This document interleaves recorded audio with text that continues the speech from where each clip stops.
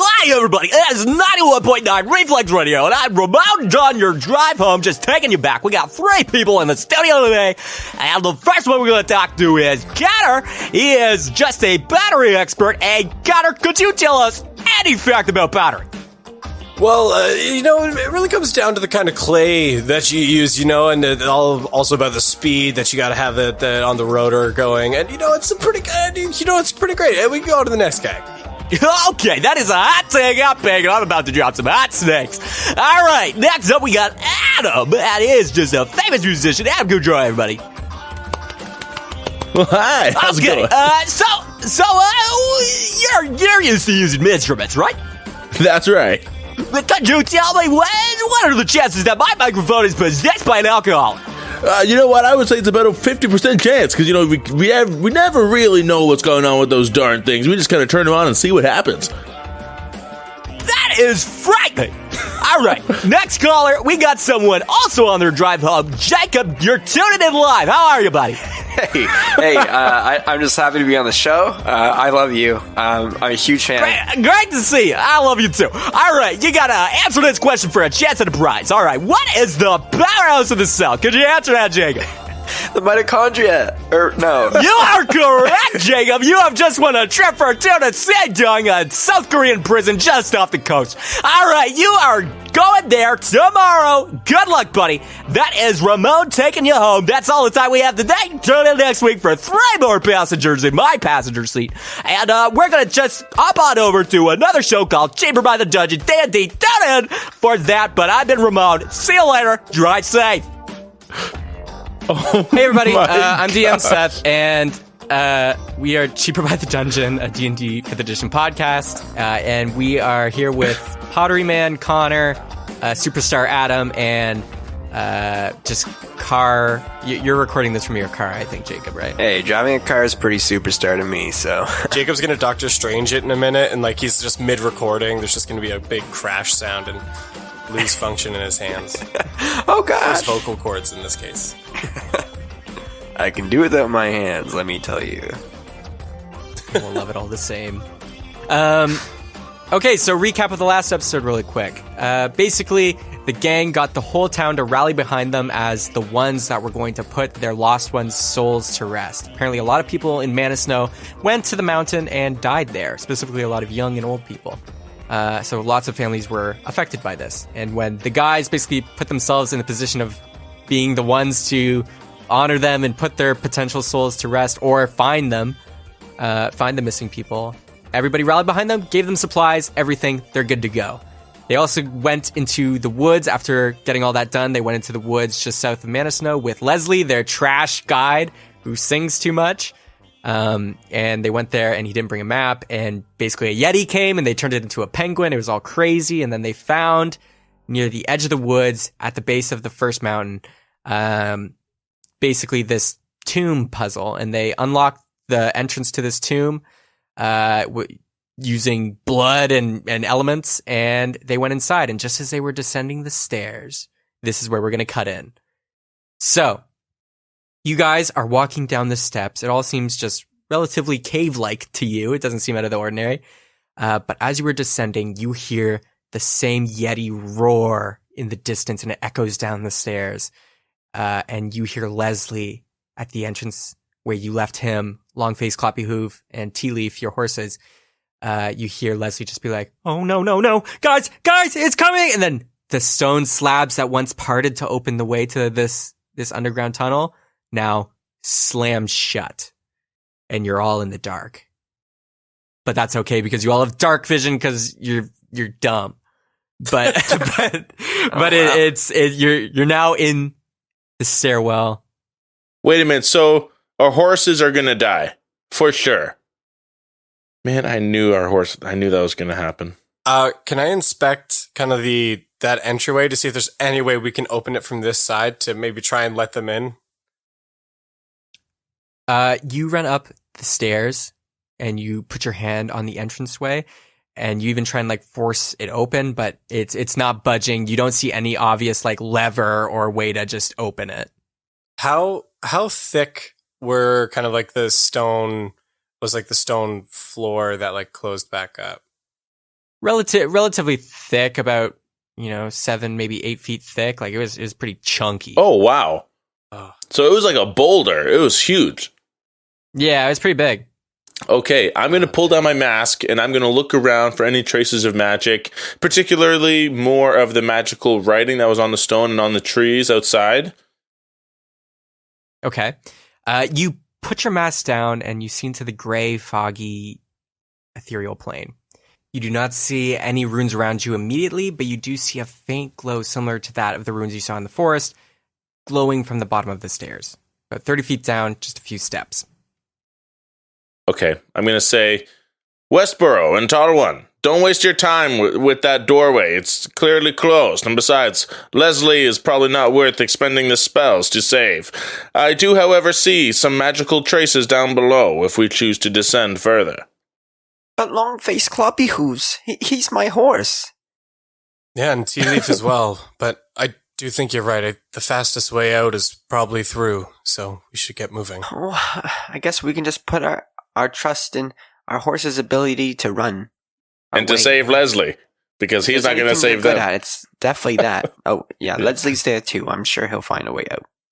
Your doorknob can't go through feet, right? Zip can only go through a couple inches. I obviously remembered I had the doorknob. I was waiting for someone to ask me to do it. Sure, would that work, DM? Like, I don't know how thick this thing is. You can go try. All right, I'm gonna. Oh, look! I'm so smart and remembered I have the doorknob on me. This might be a way to save our friends. Let me put it in the door. I put the doorknob into the brick wall. As you're moving the doorknob to the basically ceiling where the stone slab opened, you hear just muffled through it like you can hear Leslie being like, and you can hear Long-Faced Cloppy Hooves being like crying, and you just hear Leslie being like, "I'm going left, even though they didn't want it. I'm going left." And you put the doorknob. Swing, swing, swing. Magical outlines of a door appear, and it just works. And you can lift it, but you're gonna need other people's help to lift it like open the whole way. Oh, it's an outward swinging door. Yeah. Oh yes, help me open this. It's heavy. Everybody, strength check real quick. Oh boy, do you know what? Can I just let Darian roll for me? Like, I just want to assist him. I'm gonna use my Ryzen's tier and use my point of inspiration. Okay. I want better than that. That's what we're talking about. That's a 22. Mine's a 7. Okay. And Peterson, what'd you get? Nope, 7 as well. Zippy and Peterson are a little too short to be able to push it any like great distance up. So Darian just like full bodybuilder goes underneath and like and raises it over his head, and it starts creaking open. And you can see there's a little daylight that Zippy you could like crawl through. I'm gonna attempt to crawl through there and try to signal to the horses to try and get them down there. So Zippy, you poke your head out and you see Leslie is just guiding the horses into the woods, and he's not riding them; he's guiding them in. And do you want to yell something to them? Get over here quick! We want you to. We open the doorway. Leslie's going, and he's like, "Oh, run, run, run!" And Cloppy Hooves is like, "Wait, Master!" And then Leslie turns around, and you just see Zippy's little furry face poking through the ground as like the stone slab is kind of opened like a door. And Leslie's like, "Oh, okay!" And he runs over with the horses, and he's there, and he's trying to lift too. And the horses are putting their heads under trying to lift, and he's like, Master, you came back for us. You were gone for 20 seconds. It's okay. I'm here now, and Darian's holding the door open for us. We have to move along. Yeah, if you could expedite this, that would be very much appreciated. While he's doing that, I'm going to pull on Darian's pants a little bit, just get his attention. I'm going to say, Tall One, do you really think it's prudent to bring the horses with us into this small, cramped space with lots of stairs? I mean, they don't even have night vision like we do. It could be a liability to us. What do you think? Look, I'd rather take the risk of keeping them alive. They've been with us through a lot. As you say. Look, there's a friggin' Yeti running around out here. The choice seems pretty clear, all right? By the way, you're doing a great job. I'll stop bothering you. Thanks for the help. Okay. And you hear the stomps of a Yeti coming closer.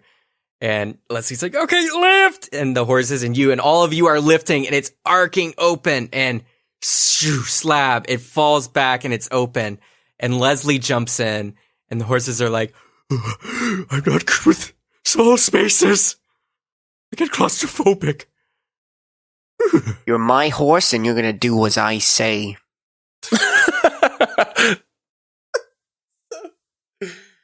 Oh my god.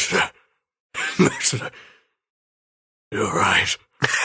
I'm jumping in! Cannonball! And the horse like cannonballs in, and Tea Leaf's like, I love it! And then he just jumps in as well. Why can't I have Tea Leaf?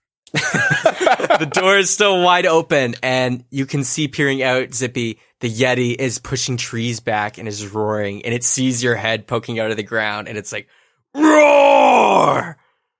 And it's charging towards you. Darian, we need this closed as quick as possible. All right. And I try and pull the door closed. Strength check! Gosh.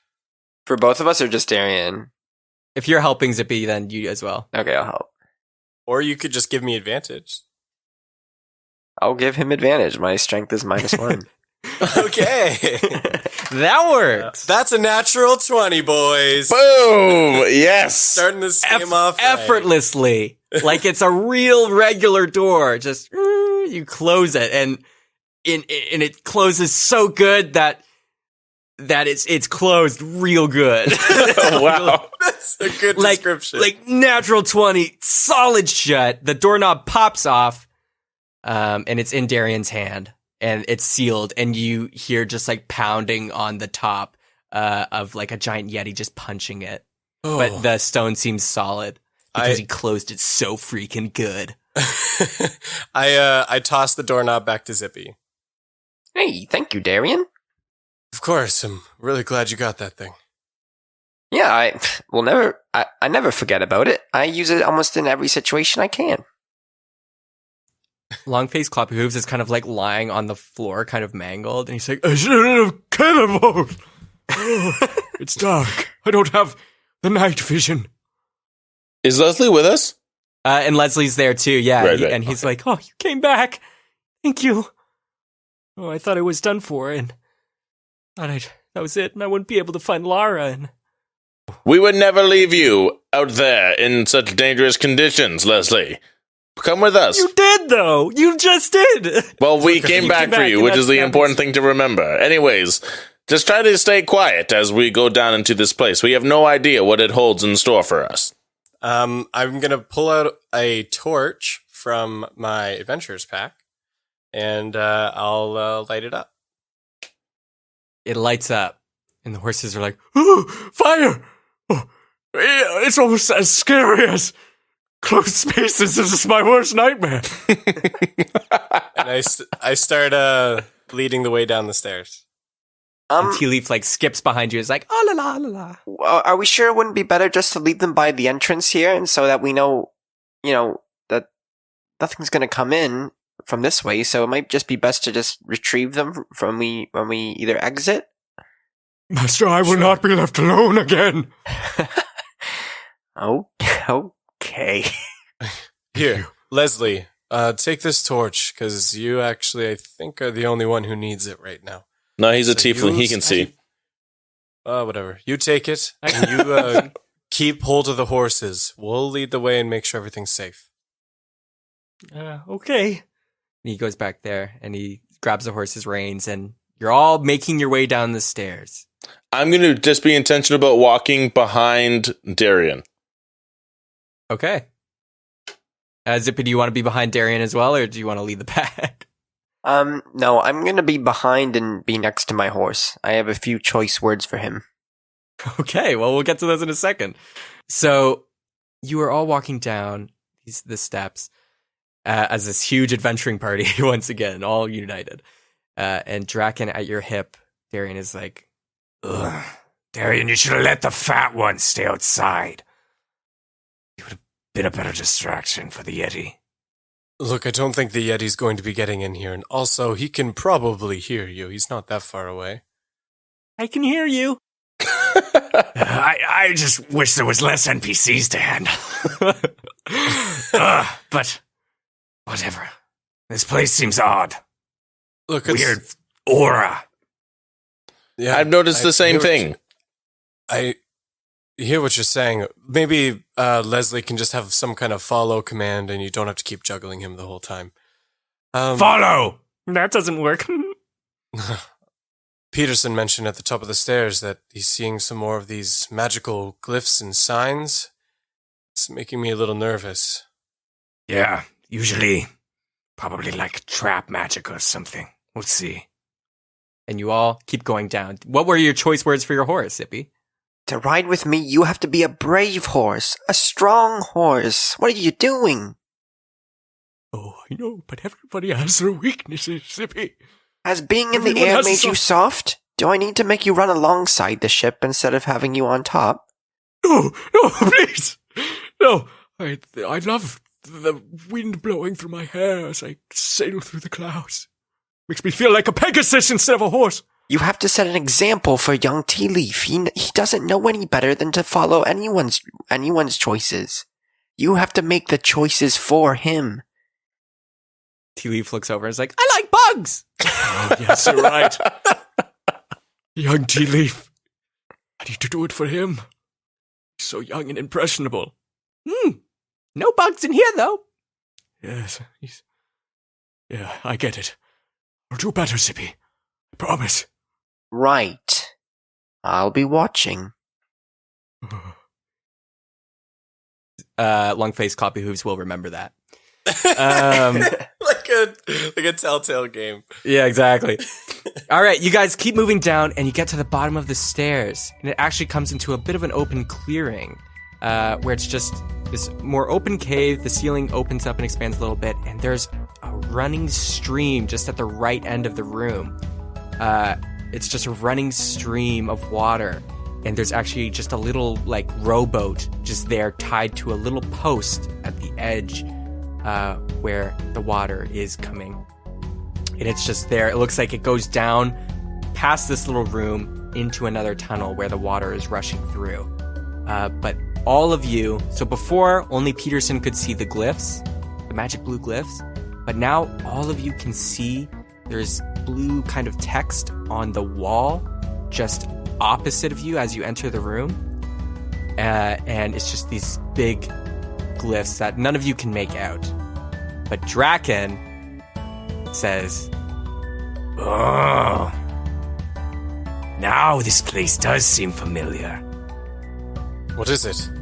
Well, it's something from way back. I'm surprised my memory holds up. It's a Rorona reservation we've stumbled upon. A what? A Rorona... Why did they name it this? Rorona Reservation. Rorona Reservation, that's what it is. I'm surprised this is still here, though. It's from my time when Wesnia and everything was about. Rorona was a collector of creatures and like a preserver of magic and stuff. And she often blocked off specific locations using stupid puzzles like the one you solved earlier. She was obsessed with letting all life live freely and naturally and stuff. It was stupid. I found a few of these reservations in my time, and I burned them to the ground, actually, so... What language is this? What are these glyphs? Actually, that's Wesnian language. Way back, the old tongue. I can read it for you. For a price. Please do. And what Fish. What price? Hold on. What price would that be? I don't know. I haven't had a snack in here for a while. That could maybe get my reading spectacles on once again. Here, have this Mana Snow apple. You're putting a whole apple in my bowl? Well, I can cut it up for you if you'd like. Cut up, please. In slices. Actually, if you could do the spirally thing, that'd be sick. Oh, that's how I like to have it myself, actually. Perfect. And you toss it in, and it dangles in. He's like, Yes! My power! It grows! Oh, yes! and the app. He's just eating up the apple. He's like, oh, yes, food. It's been so long. Okay, I'll read it. For another apple. One more. Ah, fine. Draken, read the script. Okay, fine. But you owe me an apple. Okay, it says... what does it say? The great snail Neramin.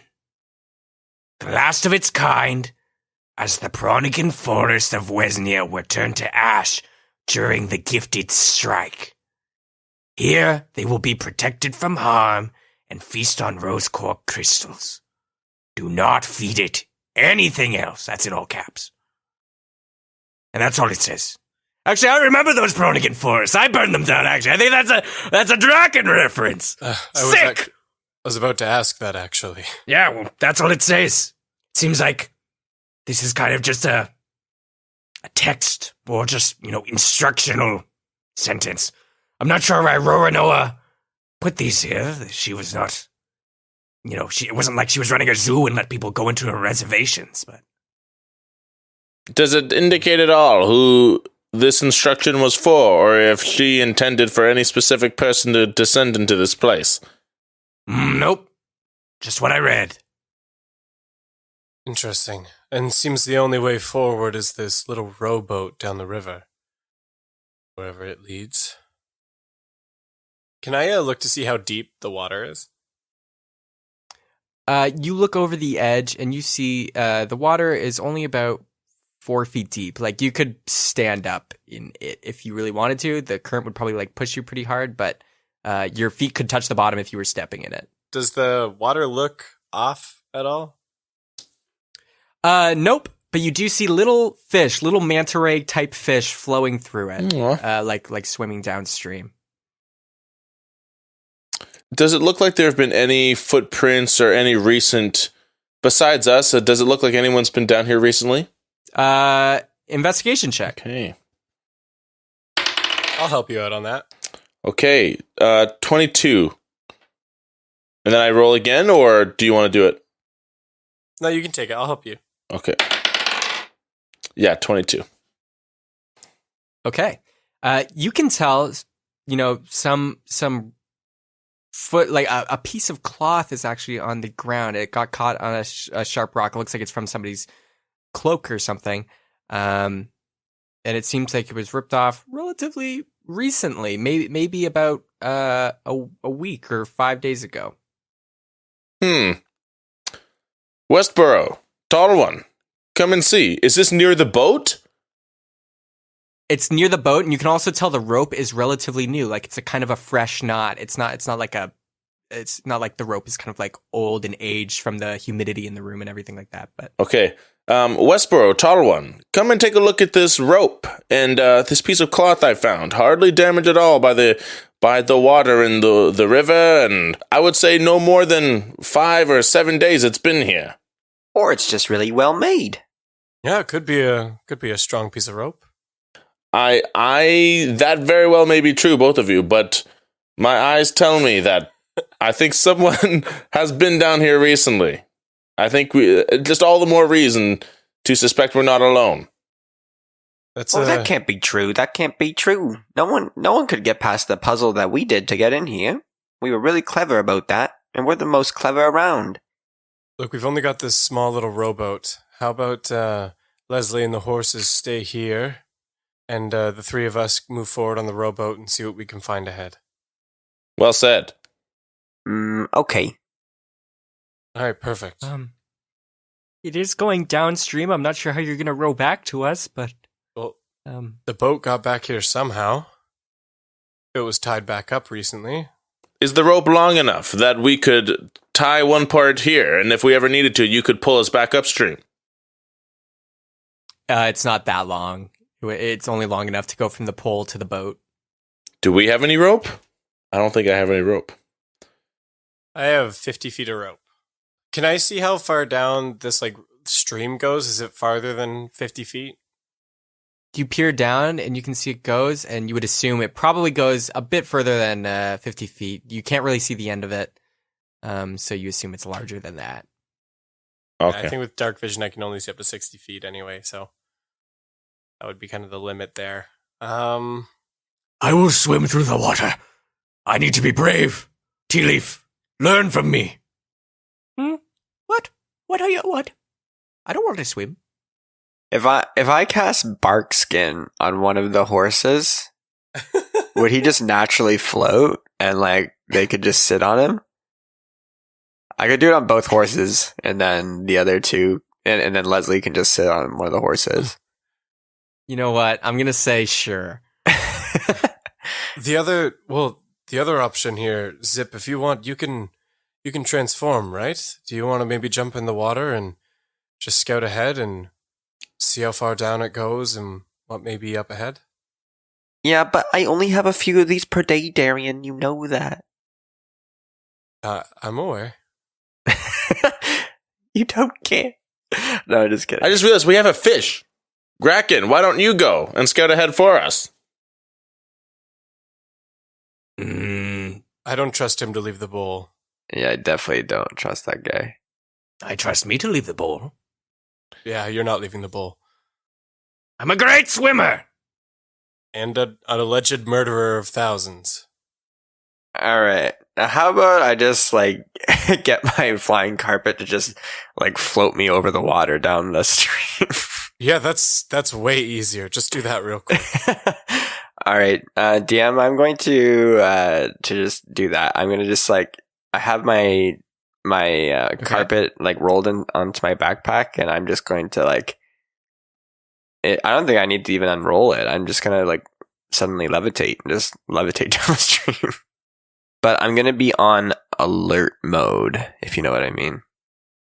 Okay, yeah, we'll put the toggle on your back up. Yeah. To alert mode. The magic carpet comes off your back, unfurls, and it bows to you. Say the command word. Oh, I think it was Alakazam.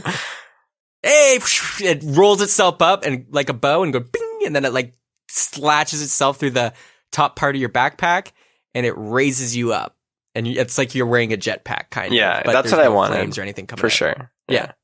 And it starts floating you down the river. Goodbye! Living in a van. By the river. And you are floating down. At first, there's a bit of a drop off, and it seems kind of like the water speeds up just past where the boat was tied, and the waves get a little rough, but then it smooths out, and you can see it's kind of in an open area with all these stalactites forming from the ceiling and poking down, but they're all kind of like this black translucent kind of glassy thing that makes it look like looking up at the ceiling of this cave is kind of like stars in the night sky. Damn. But you're floating through, and the whole cave is kind of illuminated. And as you're floating over the waters, you can see the little manta ray fish swimming through, going downstream as well. And you can actually see some bigger fish that kind of look like bottom half dolphin, front half wolf. And they're kind of floating through just deeper underwater. The water's deeper here now. It's about 15 feet is what you can see. But you float down as well, and you see all of a sudden the open room, the water funnels back into a river, but this one goes straight up.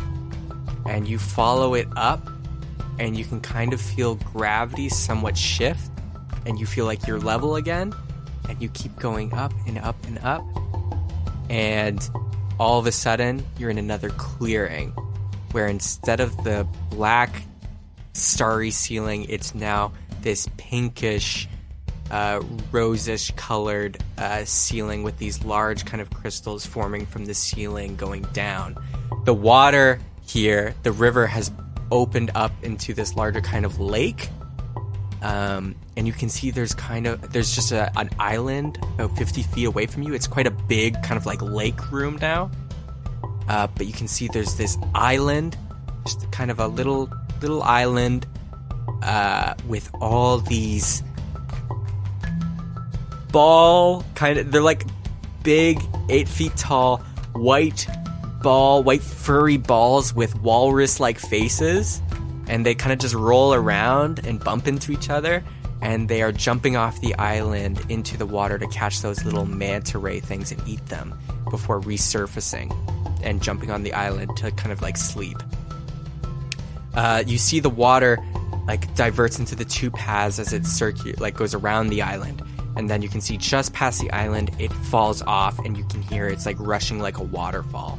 So this island's just on the edge of this waterfall. Also on the island you see the largest crystal from the ceiling. The largest pink crystal is lowered down, and it's touching the island at the toppest point. It's not just like flat, it's kind of like a hill or a mound. And at the top of this island, licking this pink crystal that's formed from the ceiling, is a giant snail.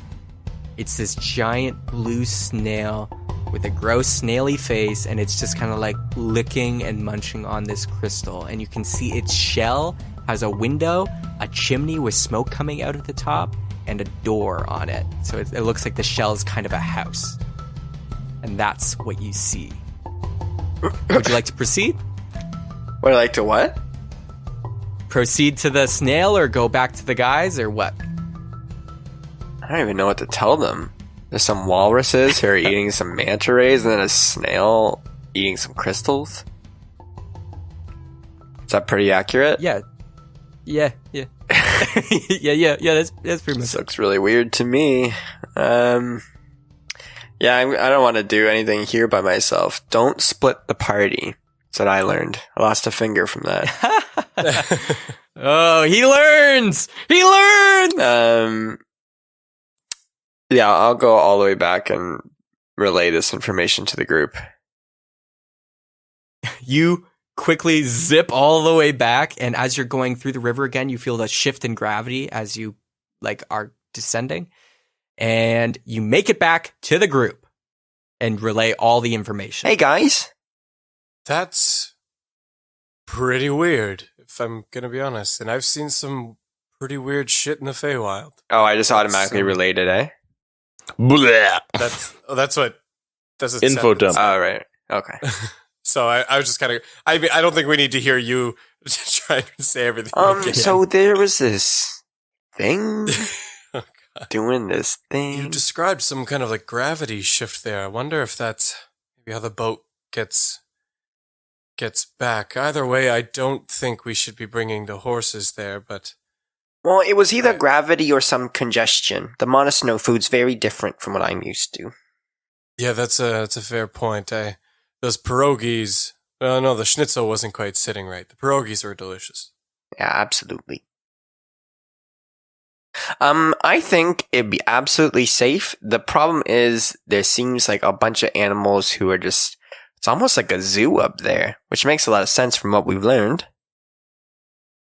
Yeah, why don't the three of us go ahead? You said there was a door on the snail. Why don't we go knock? If you had a door on your butt, Darian, would you want someone to knock on that? There's a chimney and smoke coming out. Somebody clearly lives in there. I think we've all seen. There's usually smoke coming out this guy's ass, too. Yeah, I think we've all seen and smelled your chimney there, Darian. Look, don't go near my chimney. bad. No, but Leslie, you're not part of this. Okay. I think the tall one brings up a fair point. I think, besides the way back is blocked, there's no way forward except to. There's no way out except forward to see what this place holds for us. Okay, but we gotta be careful about the other animals. I say we just play it cool, and if I need to talk to them, I can talk to those animals probably. All right, let's make some barkskin horse boats, I guess. All right. Yeah. Let me work my zippy magic on these animals. I slap on some surgical gloves. No, yeah, I'm gonna cast my level 2 spell, Barkskin, on Tea Leaf and Cloppy Hooves Horseface. Horseface. It's long face Cloppy Hooves. How do you forget? I his don't even name? remember your horse's name. Long face Cloppy Hooves. You want to do it to both of them? I have to, because I don't think Tea Leaf can sit in our boat or on top of Longface. The boat could fit 3 of you guys. So if Zippy, if you took the carpet back, it could fit Leslie, Darian, one of the horses, and Peterson. But one of the horses would have to be bark-skinned. Okay, then I'll just use one level 2 and I don't have, I'll just fly. So yeah, I'll just cast it on my good friend Longface Cloppy Hooves, and then I won't ride him, I'll just fly alongside with the carpet. All right. But before we leave, can I try to catch a manta ray? Sure. Make Okay. a dexterity check. Or While athletics Zippy's check. doing all of his thing, I'm going to kind of dip my toes in the water. And I'm going to try to catch one. Okay. Dexterity, you said? Yep. Okay. 12. Okay, well, there's a lot of them swimming through, and they're not super difficult to catch, and they actually kind of gravitate to your hand as you put it in. And one comes and it, like a suction cup, sticks to your hand, and you raise it out of the water, and it's kind of stuck on your hand. Ugh. I try to pry it off. You try to pry it off, and it's a little difficult. But as you're trying that, Longface is getting close to the water, and he's like, "All right, master, I can do this." And normally, you've never been able to understand any animals speaking or any animal languages, but all of a sudden, when this manta ray is on your hand, now you can. What? I look at the writing on the wall. Can I read it myself now? Nope. Okay. So it's just with animals. I say, I can understand the horse. No, he can't. Yes, I can. Master, check out this guy. Yeah, don't mind him. He just doesn't understand. He's a new person, and he doesn't get our kind of way of doing things. Just slap on this bark skin, we'll be good to go. Okay. I'm just going to keep the manta ray and stroke it like a little pet on my palm. And we keep going. Peterson, are you done playing around? Get in the boat. Yes, taller one. I hop in. Okay. Tea Leaf hops into it, and he's like, "Oh, this is fun!" And you are starting to sail ahead of them down the river. Zippy, you cast Barkskin on Longface as he's standing at the edge, and he's like, "I'm ready." You touch him, his skin turns to wood, and he falls into the river, like just so stiff. And he's kind of like bonking his way down the river as he's floating, like he's just a limp, like toy horse kind of thing. He's still able to move. It's just he's gone completely stiff out of fear, and he's trying to be brave. And this is the only way he knows how. But he's just bonking his way down the river like a wooden horse, and he's like, it's just bonk, bonk, bonk, bonk, and you float behind him. As you get to the open area, the first one, all of you can see, the wolf-like fishes deeper down, and the manta rays are swimming beside the ship. And Clappy Hooves is kind of like spinning on his side as he's floating along the river, and he's just like heavy breathing at this point. And you get to the waterfall, the river part again, and it flows upwards, and you again feel the shift, and it feels like you're just going straight instead of upwards now.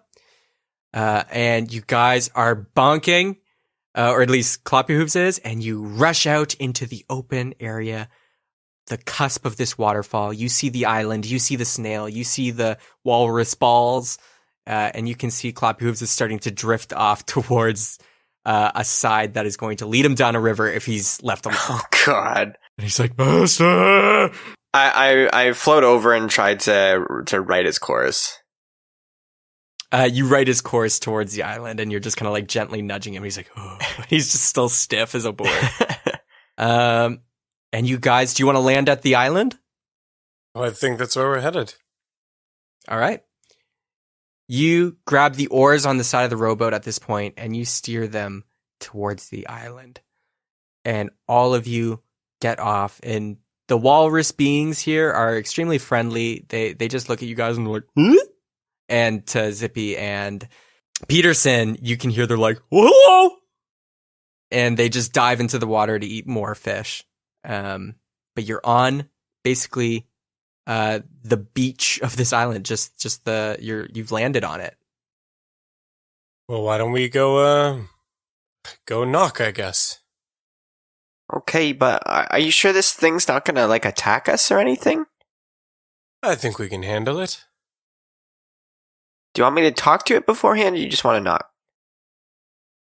I mean, if you think there's a benefit in talking, I was just gonna knock. Okay, well, I'll just let you knock then. Okay. And I walk up to the door, and I give it a knock.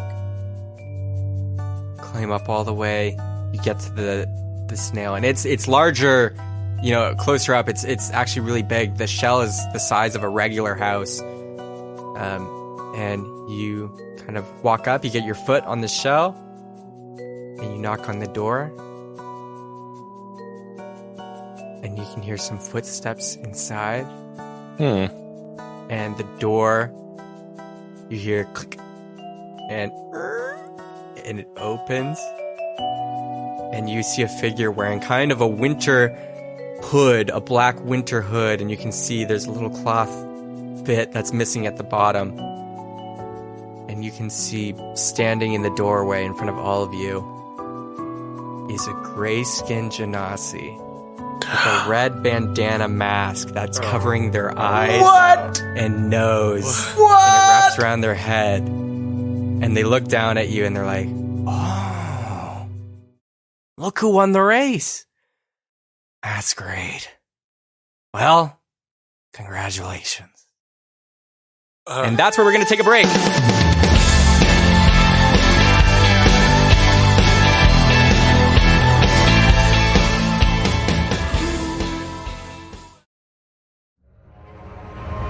Do you ever get that feeling that you walk into a room and then you think, why am I here?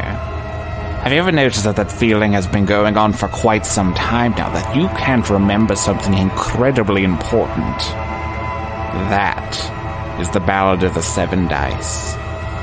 For years now, it's been continuously wiped from your mind in an effort to destroy the connection to the Far Realm, but you should not forget these heroes, these people who risked their lives to save you and all of existence.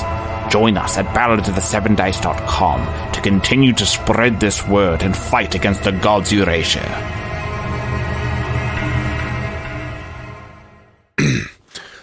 Hey guys, Adam here. Thank you so much for tuning into Cheaper by the Dungeon. Here are this week's announcements. So first off, our adventure guide, A Land Untamed, is literally so close to being done. Unfortunately, due to some tiny technicalities, it's not quite ready just yet. Just a couple T's we got to cross and some I's we got to dot, and it'll be done. Thank you so much for your patience, and we apologize for the delay, but it's going to be so worth it. When you guys see the battle maps alone, you're going to freak out. We're very proud of it, and we can't wait to share it with you. When it's done, it'll be available for download on our Patreon page, which is linked in the episode's show notes below. Our Patreon also has lots of other cool stuff up there as well, especially our $5 tier. Seth just uploaded a brand new bunch of lore for the world of Ohm. Sometimes I feel bad for Seth because he has made such a highly detailed world with so much backstory and so much lore, and everything actually lines up and makes so much sense. But since it's a podcast, we don't always have time to really get into the thick of it and really divulge it all. And it's stuff that not even we know, so that we can be genuinely surprised. But now it's available on the Patreon page. So, and it's for a pretty low tier, so that's always exciting. Anyways, other announcements. Did you like the little preview you heard before I came on to talk to you guys? That was the latest promo clip from the Ballad of the Seven Dice, who happen to be this week's sponsor. Ballad of the Seven Dice is a D&D actual play podcast that releases weekly episodes, not bi-weekly like us. They're even cooler than us. Each one around an hour long. So don't hesitate to check them out. As you can tell from their promo clip, they do everything with excellent quality. They also have an awesome website that I'm looking at. Oh, sorry, one sec. That I'm looking at right now, called balladofthesevendice.com. 7 spelled S-E-V-E-N, not the number. Seriously, the artwork is great and beautiful. Ballad of the Seven Dice, thank you so much for sponsoring this week's episode of Cheaper by the Dungeon. Seriously, guys, you should check them out. Our next episode is coming out 2 weeks from now, December 3rd, and just beyond that, a couple weeks after, our Christmas episode is coming out. So if you're new to the show, you may not actually know this, but we always do a super awesome Christmas episode. I say always, but we've only had one Christmas before this, and that last Christmas episode was a musical masterpiece, and we're looking to top it this year. So even if you can't stand the podcast, you'll want to stick around for that because it's going to be legendary. Check us out on social media. We're on Facebook, Instagram. Honestly, if you search us on Google, you'll find us right away, Cheaper by the Dungeon. Last but not least, if you like the show, you can support the show through word of mouth, our Patreon, and a 5-star review on iTunes. All of those things help other cheapskates find the show, and our army ever grows. Anyways, thanks so much for enjoying the show, and let's get back to it.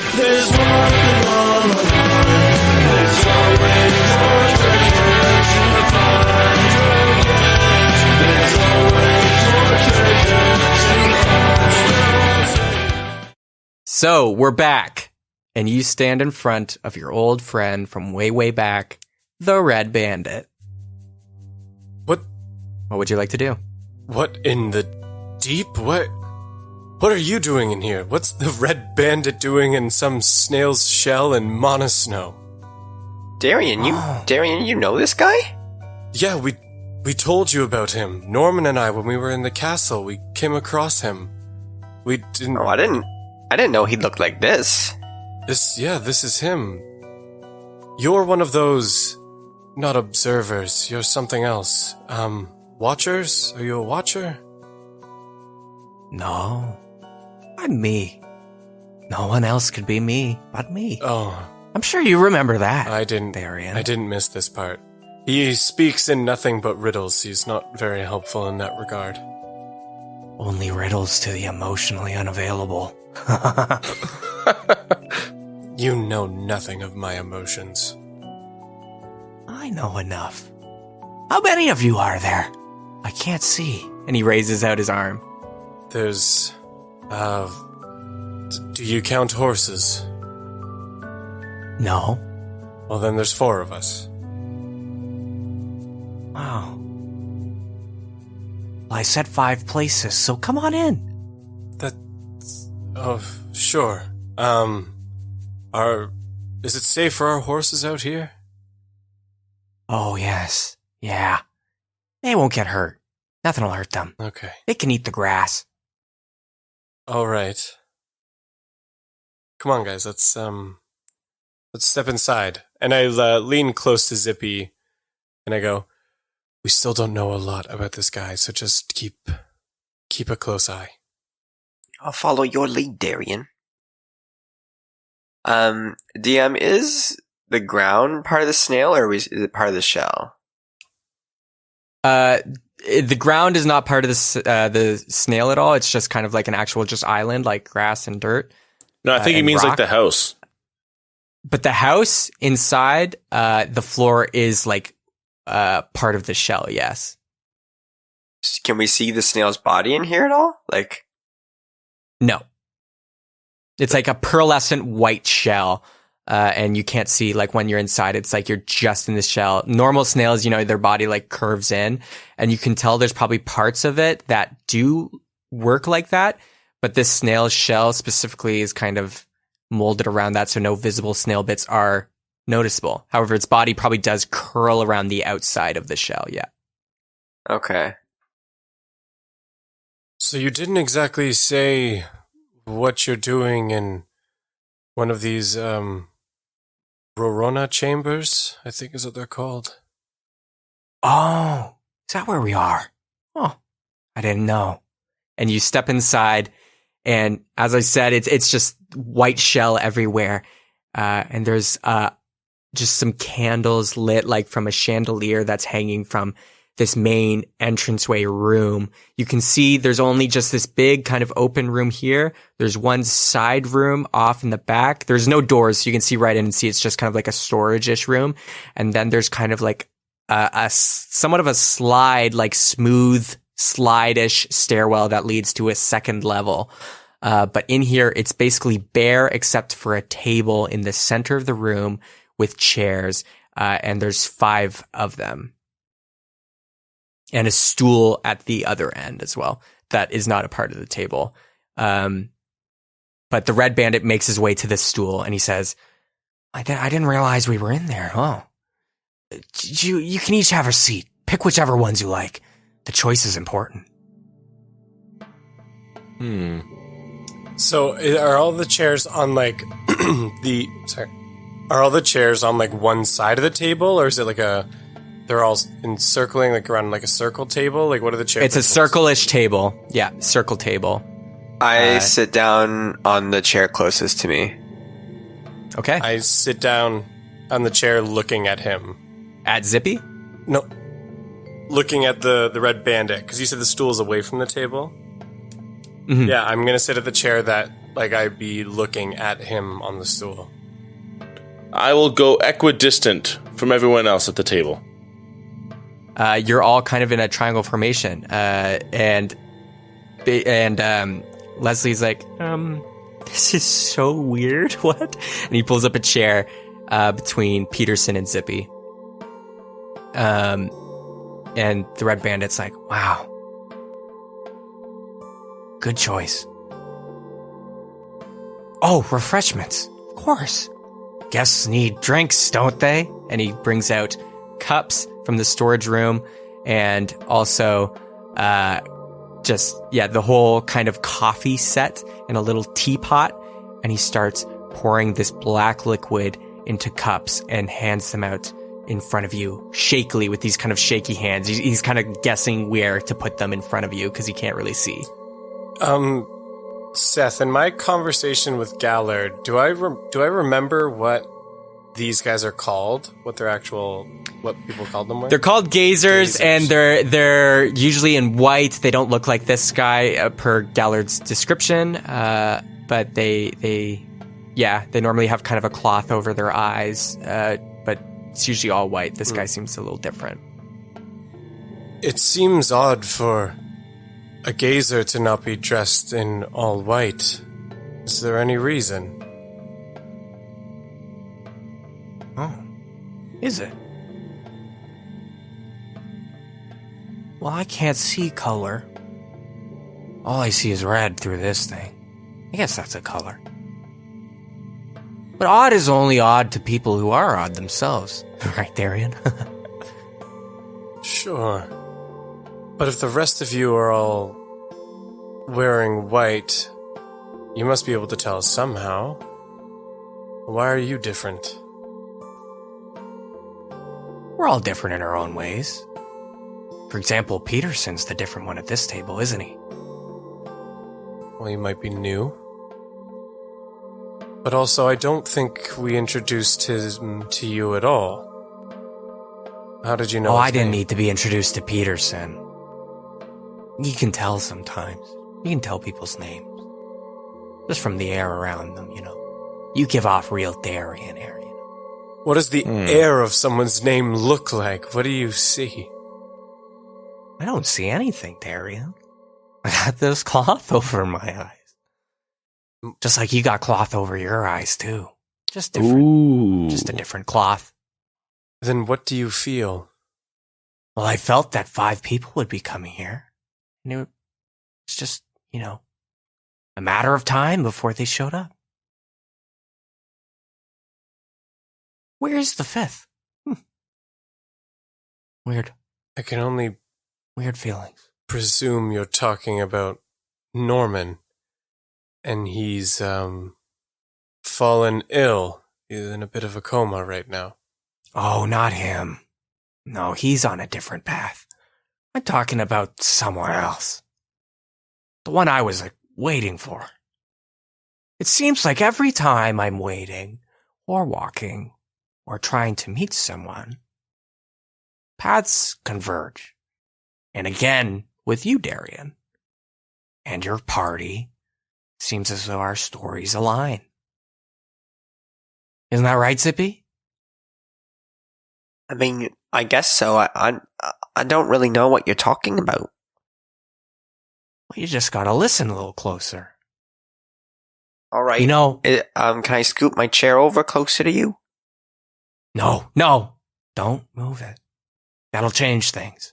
You know, all of you have a choice, right? The whole thing, every choice you make matters. Every choice, the chairs you sit in, opening my door, everything. It matters. And in the long run, the choices will add up. And the choice you made to come here now matters. Seth, not to interrupt you, just while the red bandit is talking, can I look through my mask just to look at him through my mask? Yep. Okay, is he like glowing, or is there any light coming up from behind his bandana, or what? Nope, nothing. He's as regular as Zippy and Darian and Leslie in the room. Okay, cool. Sorry, I don't mean to interrupt you. That's just he looks through it, and then as soon as he's done, he puts it back up. Okay. You know, the biggest choice is Leslie. I was always unsure about that one. And Leslie's like, what is happening? Why am I what? You know, he chose to join you guys. Same with Peterson. They should still have the chance to leave. But the biggest choice, staying or leaving, is when you do it. So, here's your first choice. Or third choice. Or 10th choice. Depends how many choices you've made. But, the most important one is the one right now. Are you gonna stay? Or are you gonna leave?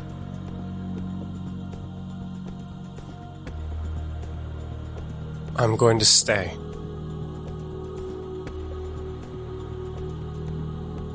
Then I too shall stay.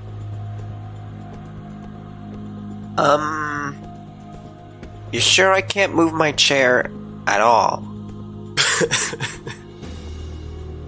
It's your choice. But just be warned, things will change. All right, I'll stay put. Leslie, things have escalated, but the choice is yours.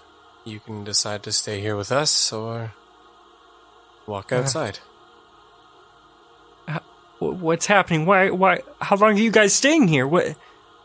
We gotta find Laura. Remember, we gotta go. Felix, remember? Yep, I understand, but sometimes things need to be answered.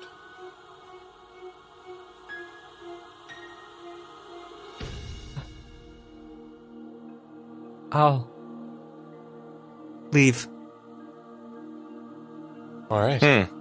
Interesting. Leslie scoots his chair back and stands up, and he's like, then you can leave. Okay. I'll just be waiting outside for you guys. I'm not gonna completely leave, but That's fine. cause Leslie, yes. if we don't see you again, live well. Guys, I'm just leaving the snail. Don't get all dramatic on me. I'll just go sing a song outside. Okay. We'll see you Bye. outside in a few. And he opens the door to the snail and steps out and closes it. He's like, well, what a brave man. But bravery is only really ignorant, I suppose, because he didn't know he was being brave at all.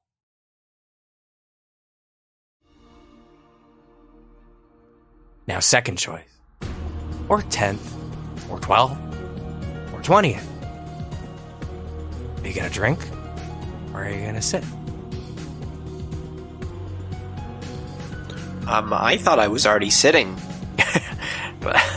but since I had my mind made on sitting, I'm gonna sit down, but I'm gonna pass on the drink. That's what I'm gonna do. Anyone else is free to do whatever they want, but this is my decision. I want to make some kind of insight check into this guy and see if he's trying to manipulate us in any way, or kind of get his vibe of what's happening here. And I want to smell the drink. I want to investigate the drink. Roll. Okay.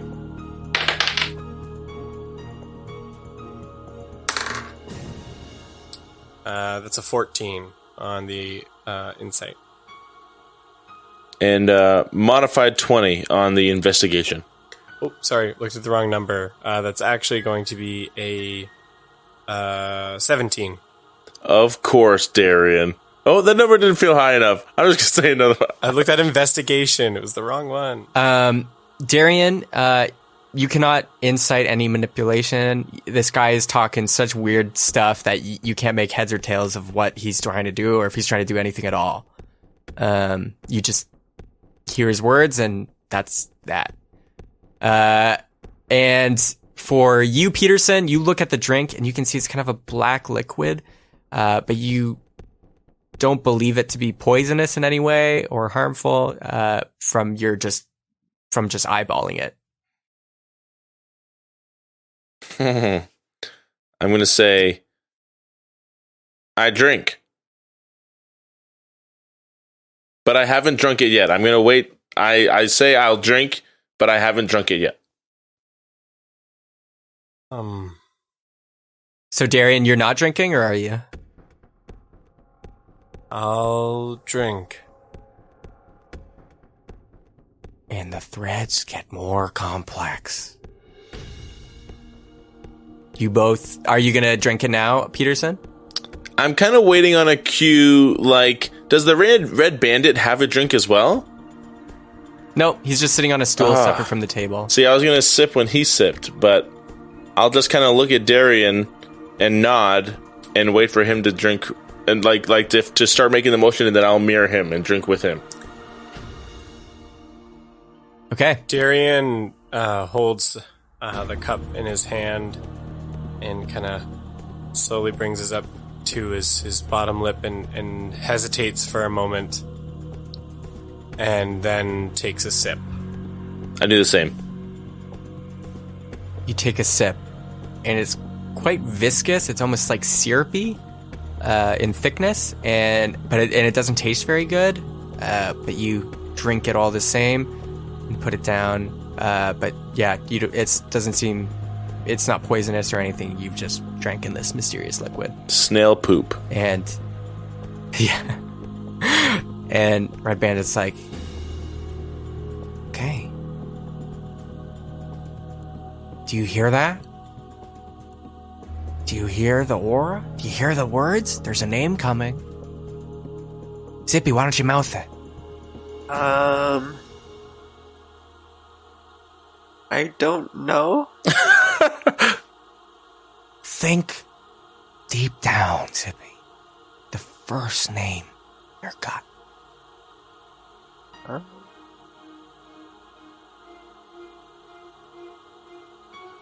Karen? Damn it, Karen! And you're right. Okay. Okay. But that wasn't really the first word that was in my head. It was actually Leslie. So, are you lying to me then? I can't lie. I take you for your word. I can't hear it as good as you. But that's not true, because you said it was correct. I assume it is. Just as you assume what I say is correct. You gotta have trust, Zippy. It's the only way we get through. I mean, Okay. I don't know. Trust is built on shared experiences. We've shared a lot. I've never met you before. We've shared in this world together. Shared in the bramble path. Shared in Aurora. We all share together, just not together. That's not true. Sometimes people take. Like Karen? That was just a name. I don't know a Karen. We might meet them. Might meet them now. Might meet them later. Karen? Karen, you said? Yes, Karen. I moved my chair to the right. Like I scoot You move over. Once again, fate ravels. Oh my god. This guy sucks.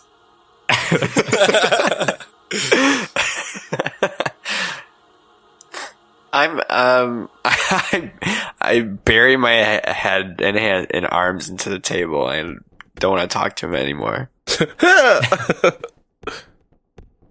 Look, what is all of this? What game are we playing? You're not playing a game, Darian. You're living. You're making these choices, and the choices matter. Just as I said before, that when I look for somebody, they find me because of their choice. Now here is your next choice. And maybe your most important. For now. Again, every choice is important when it's the next choice. Will you stay in this room? Or will you hide and listen from above?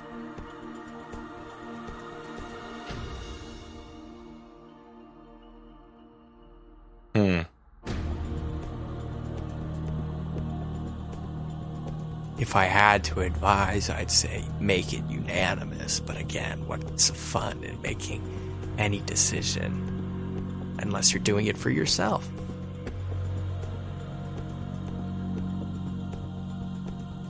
I would stay. If it were up to me. That's my vote. Tall One and Westboro. What do you think, Zip? Oh, I don't know. I don't like talking to this guy. Look, I've never been one for mind-bending games and riddles. It's a little bit much for me. Right now, I fear there is a right decision, and I'm not sure which one to make. There is no right decision. Oh, There's just this. shut up. This guy keeps messing with us. Why should we even trust anything he's saying? He's not even wearing the proper colors. Just because you've seen him before and he lives in this stupid snail. Like, why? We're getting our heads all in a tizzy just for nothing. That's true. Either he has something for us and he needs to say it now, or we're just gonna leave. Well, this is the final decision, then. Why don't we just stay and... We've done nothing wrong by being here. There's nothing that we could be accused of, and we're three capable adventurers. I know, but there must be a reason he's making this so confusing, and he's clearly different from all his other kind. It's just, I don't like this at all. Well, why don't we just see it through to the end, Zip? If you take too long to decide, the choice will be made for you.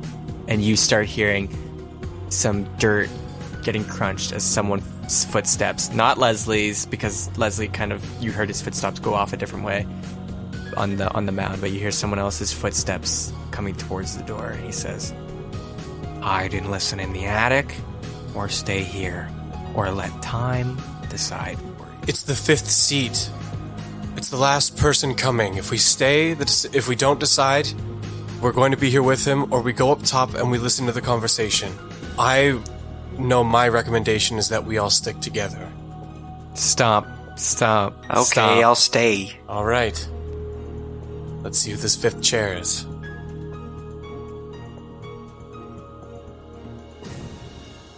The choice has been made.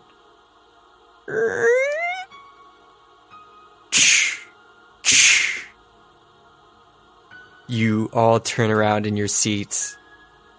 You see standing in the doorway this tall figure with this long, wet, black hair that goes down to his belly button, this giant, bushy beard that is black from the bottom lip down and gray from the top lip up. But his hair is long and black. You can see his face is aged. This is an old man. And you can see they're quite tall, about 6.5 feet tall. And they're a tiefling with this curved horn that carks off and like points out, while the left horn is broken down to where it's just the base of it at the forehead. You can see its elfish ears pointing through the black hair. And you can see they are wearing this long pea coat, this gray pea coat. And their left arm is covered in bandages. You can only see the hand, but even the hand is wrapped in these white bandages. Oh my while gosh. The right arm seems fine, but they are soaking wet, like they swam here. And they're wearing these big just boots.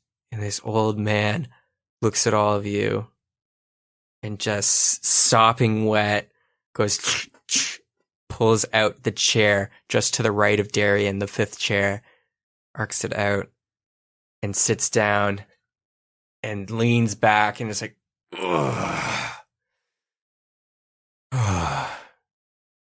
And he looks over at you three and goes, "Who the hell are you? Did you take my boat? Jeez, I just swim here. Nothing's going right." Do you mind if I catch your name? It's Karen.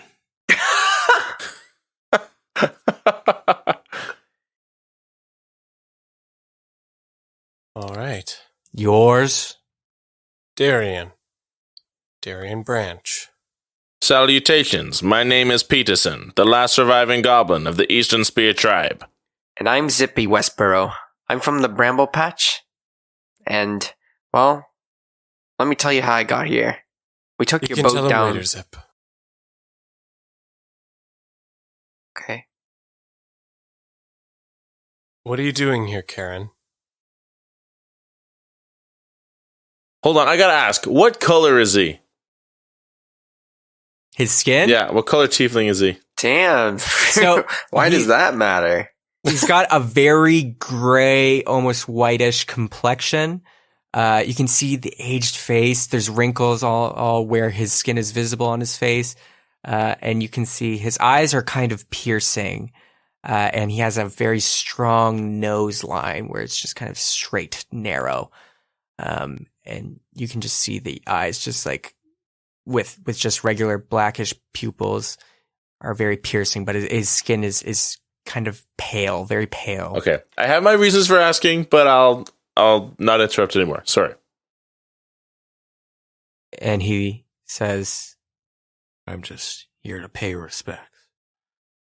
What are you all doing here?" Who are you paying respects to?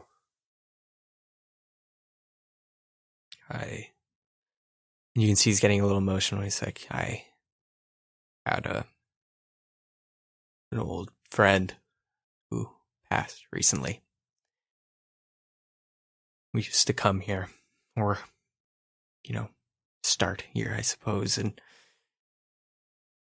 yeah, it's hard to talk about.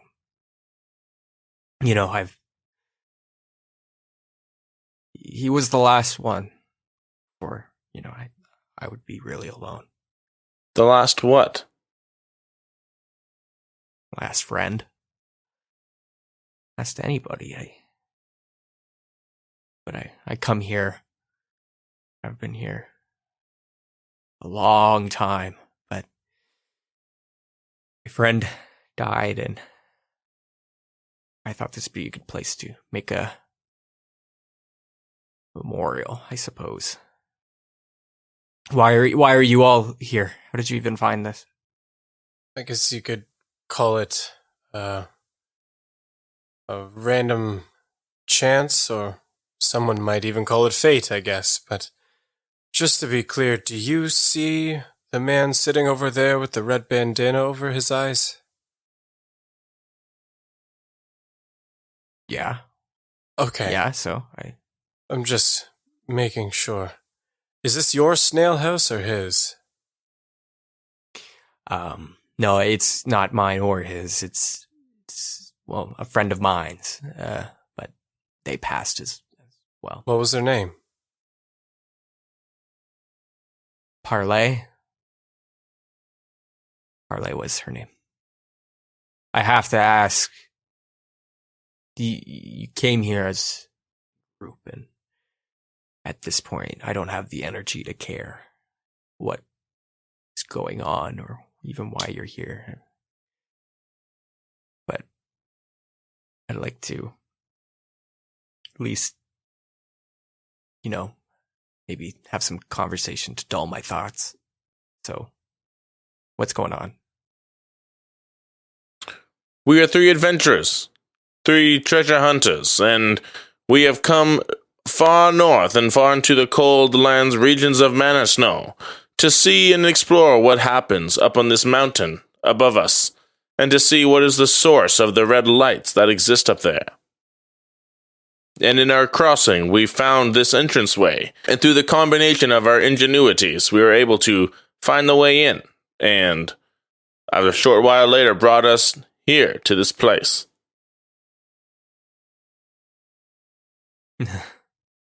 Adventurers. Greeters, maybe. Well, not very unique. It's all the same, I suppose. Same pattern. Same lies. You guys are just more of the same, I guess. Yeah. Anyways, I'm not gonna stay here. Just dry off and then make the grave marker, I suppose. Guys, one more choice. Do you want to speak or not speak? Speak to who? And Karen straightens his back and he's like, what do you know? Regarding what topics? Well, first decide. Speak or don't speak. And Karen is getting visibly just like more excited and more just energetic. And he's like, speak. Do it. Speak. He'll tell you what to say. Who will tell us what to say? He will. That's what he's for. This one? And I point to the red bandit. Yes. What do you mean, what he's for? Why don't you just do it? There's no time for thinking. He's for this. He's a gazer. He's the one to guide you. To me, he's mine. He's with me. And you're here for me. But not everyone's here to guide me. So speak, please. All right. I'll Be different. Everyone's the same. speak. Do the rest of you want to speak? Yeah, as will I. I'll listen.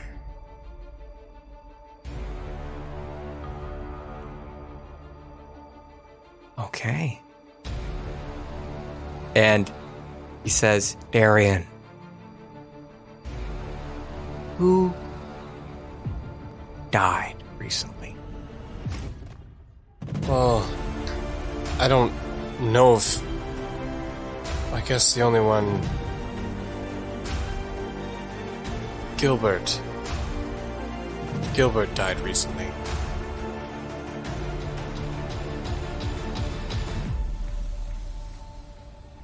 Who?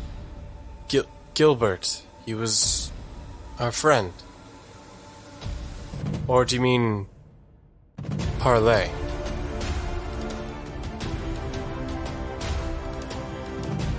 going? Gilbert? Talk a little about him. Gilbert was our friend. He was an ex-greeter who lived in an estate on the outskirts of Orem.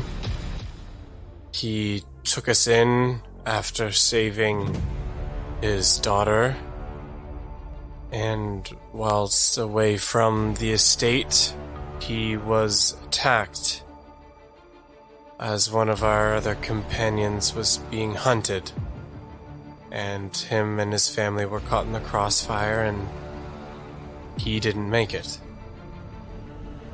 There is still a lot. Who attacked him?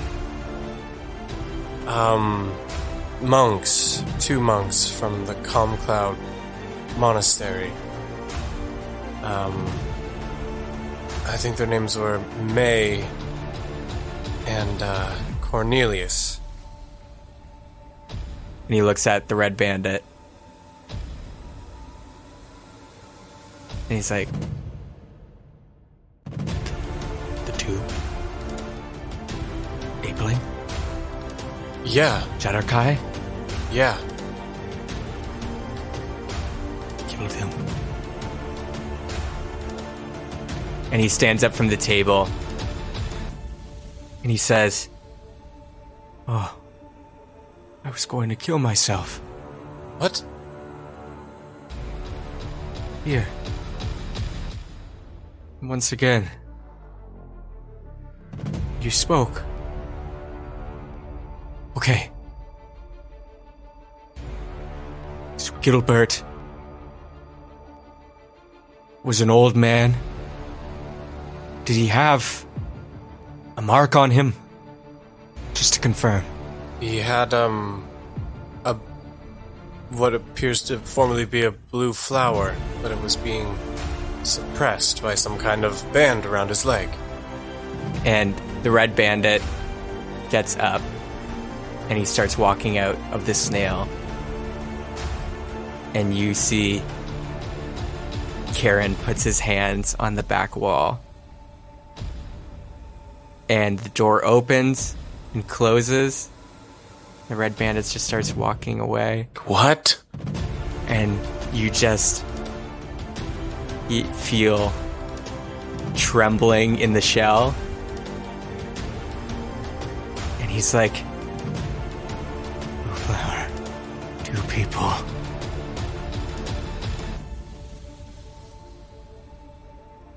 Okay. And that's where we're gonna take a break and end the episode.